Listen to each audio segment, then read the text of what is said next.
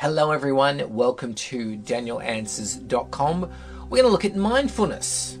Everyone's asking, what is mindfulness and how do I tap into it? How do I live it? So I wanted to talk about that, accessing the answers from within to bring to light all that you need to know on this topic.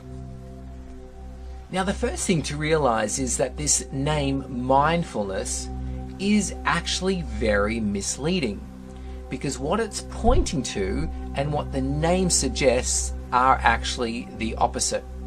Now, when we look at the word mindfulness, it's saying full of mind, mindfulness, to be full of mind. Wherein in truth, the concept of mindfulness is actually to be empty of mind, to be the absence of mind. Now, why is this so important? Now, it's a difficult concept to grasp because many of us have spent our entire life in the space of the mind. Now, the mind is that very busy kind of energy, that consciousness that is always pushing you forward, always telling you what needs to be done, telling you you're not good enough, telling you why you shouldn't be happy, all these reasons why life isn't good enough. And it's the part of you that's telling you what will make you happy, especially if you copy this person and that person and if you buy all these things. So the mind is actually the sum total of your past. It's not what's truthful and it's not what's healing. So mindfulness is actually pointing to it's time to move beyond the mind. Now, what is beyond the mind, you might ask? Well, for many years, people have been looking at meditation. Now, meditation is the practice of actually stilling the mind. Now, for some, just being in a space of stillness is incredible. It's nirvana. But we can actually do more than that. We can actually go beyond the stillness into our infinite self.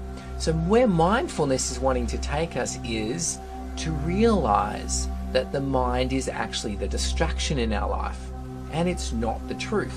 So to make decisions from the mind space is actually to make decisions from the past, from our fears, from our doubts and our insecurities, because the mind is made up of all our beliefs about ourselves and all our beliefs about our reality. And many of these have come from other people. In fact, pretty much all of them have come from other people, other people's experiences. So they're not enlightened concepts, they're not what's true, they're actually what's not true. So in a sense, the mind is actually everything that still needs healing. So mindfulness is about moving beyond the mind to exist in that space of serene stillness in which you can access the answers you need to live a fulfilled, healthy, and wondrous life. How do we move beyond the mind when it's dominated so much of our life and so much triggers it? You know, the minute we go into fear or self-doubt, we are activating that mind self, which is also referred to as the ego. How do we relinquish that attachment to something that we've actually come to believe as ourselves? And that's where the trapping is. We've come to see that energy, that feeling of the mind, that's us, that's me. That's what I feel like. Now, despite the familiarity around that, there's still no truth to it. It actually isn't what you feel like, because what you feel like is the emptiness, the stillness, is the absence of the mind. Now, that's a whole new experience to move into, but that is what you feel like, the real you. So that paints a very, great overview as to what mindfulness is all about experiencing life, not through the mind, but beyond it and above it, without all that distraction. Now, why? Why experience life without the mind? One word: bliss. Life is very taxing on the body when we're looking at it through the mind. It actually ages the body far faster than life without the mind would. It actually puts too much pressure on ourselves, again aging the body and causing many illnesses. And the mind itself is a cause of many of these so-called incurable illnesses that we're facing in society. Many of them are the exact manifestation of the thoughts and beliefs that we've been carrying in our body for eons. Now, what happens is the mind itself is the collection of all these societal belief systems and the beliefs that we're carrying on an individual level. Now, these are forming pressures, ambitions and goals and expectations on ourselves, and this pushes us away from the life that we actually chose to live when we were born here.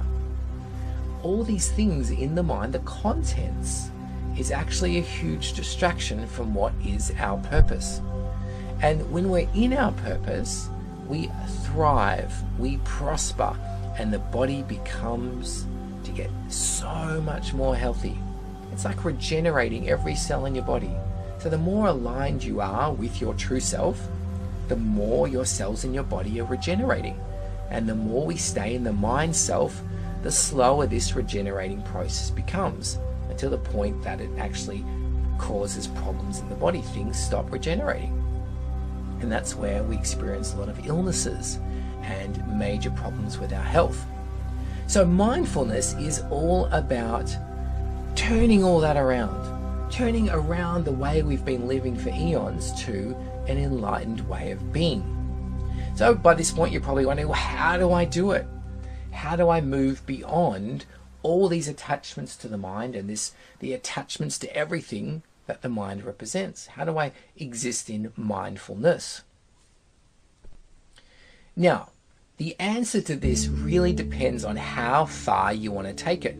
So I'm going to give you 3 answers, one for the beginners, one for the intermediate, and one for those who want to take this all the way. Okay, so here's my answer for the beginners, and this is for everyone as well. So see this as the foundation. The first thing to start doing is to cultivate a new level of awareness about how you see your life. Now, we go through our day being very focused on our doing. What do we need to do? What do we need to achieve? How much do we need to do? And we end up being so busy. It's almost as if we've come to believe that busyness is the epitome of a great life, when it's actually quite the opposite. So what we want to be doing is taking our focus away from being busy and the doing to how are we being in the moment. Are we being in fear? Are we being in a hurry? Are we being worried that we're not going to complete something, or worried what somebody's going to think about us? Are we worried that we're going to fail at something? This is what we call a beingness. Now, beingness is far more important than what we do, because the beingness actually dictates what gets done, and more importantly, how it gets done. So shifting our focus to what is the quality, what is the essence of our being in every moment, bringing that awareness back. All right, and you can do that in everything. It might be in making yourself breakfast. Am I doing this in a hurried space, or am I doing this from a place of gratitude? Okay, you can do it from driving. Am I driving from a space of impatience, I need to get to work? Or am I doing that from a space of, wow, aren't I just so lucky I'm in my beautiful, safe car, and I'm lucky I've got a job, and life is actually okay. So just check in, what is the space? Or could be an excited space. I'm excited about my day. There's lots of different states of being. Some are positive, some are negative. It's up to us to choose the most productive states of being before any activity. All right, should we take things up a little bit of a notch? Let's go to the intermediate level of mindfulness. Now, this is about seeing the truth, learning to see the truth about who and what we are. Now, we are encased in this bubble, like I was saying before. We have all these ideas and beliefs about who and what we are. So one of the most powerful ways to live in a permanent space of mindfulness is to start healing what's in the mind. And the way we do that is by accessing what we call truth. Because if the mind is made up of non-truth, what heals it is truth. Now, how does one define truth? Well, this is what part of this intermediate journey is all about. The truth is what works, what is real, not what we made up about it, not what we feel it to be, but what is real in the absolute universe. Now, to access truth, now we do many courses on this, but a very powerful way to do this is to actually pick up a book. Now, this book was actually my journey. I've documented my journey of looking at truth, and it's called Mind, Lies, and the Truths That Will Set You Free. This is going to do a lot of the work for you. It spent me years to writing this, looking at each of the non-truths I believe about myself, and then what is the truth. And I went in to access the answers from within. Very powerful way. So learning to strip away the layers of non-truth is actually going to bring you into a constant state of mindfulness, which is what we call being in your true self. Now, if you're ready for more, then it's time to connect to your true self. Now, this isn't a difficult process. In fact, we teach it in about 2 hours.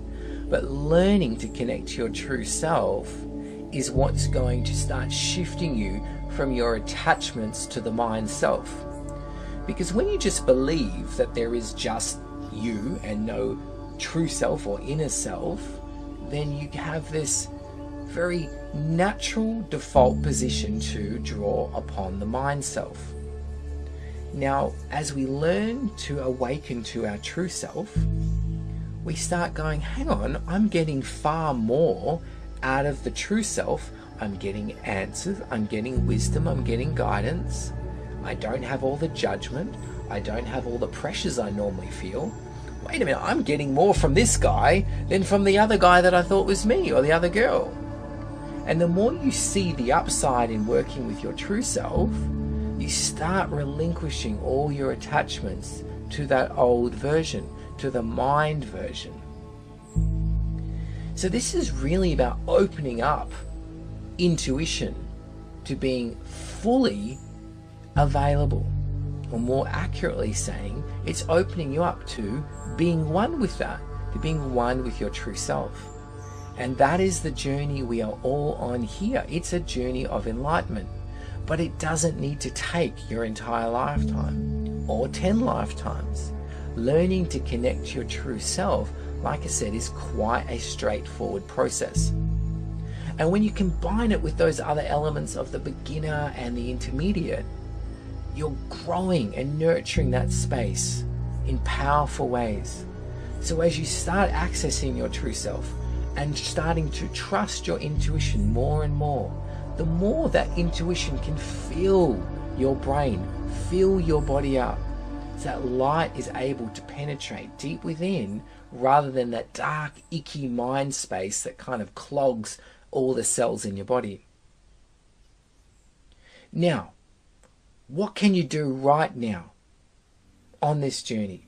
I'm going to give you a very quick visualization to help you start integrating that mindfulness. So, this is something you can do on the train. It can be before a meeting. I would be doing this every morning, every evening, every lunchtime, and especially before making any important decisions. Now, what might take me a few minutes to take you through this visualization, you'll become very quick at this a bit later on. So here's how it goes. So just close your eyes very, very gently. And I want you to imagine this bright, bright ball of light above your head. Beautiful white light. And as you imagine this beautiful white light, you can get a sense of its warmth, that it's emanating and radiating towards you. Connect with that. I just want you to start bringing this ball lower and lower. You can feel it on the top of your head, in your scalp, in your hair kind of lights up as it touches. And slowly bringing this ball deeper and deeper, lower and lower, until you find that it's fully immersed around you, filling your brain, filling your head, filling your eyes, your ears, your skin, your nose, your mouth, filling every part of you with white, beautiful light. Just take a moment to visualize that happening.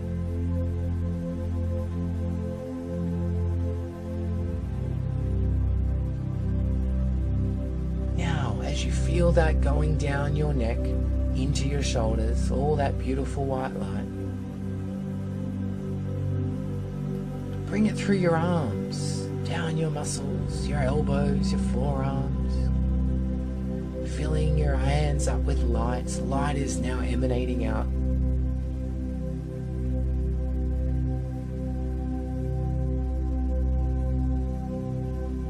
And bringing this light now into your heart,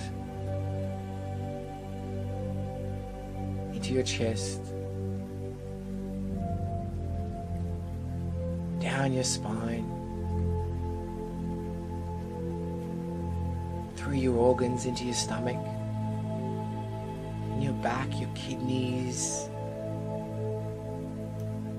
into your hips,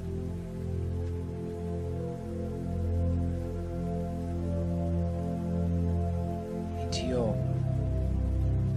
right leg, all the way down, filling your right leg from your thighs and your hamstrings, your knees,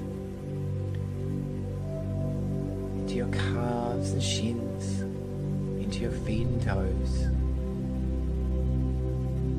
and then filling up your left leg with this beautiful white light, again down your hips and your thighs, into your knees, shins and calves, ankles and feet and toes. And this beautiful space that you're in now, this is mindfulness, or mindlessness is how I prefer to say it. So just enjoy this space for a moment. Feel how different it is to what you're used to being in the mind.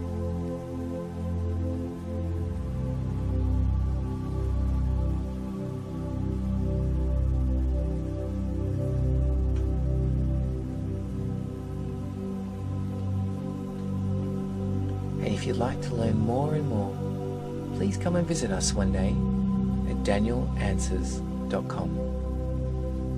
I'll leave you to enjoy this beautiful space. See you all soon. Bye-bye.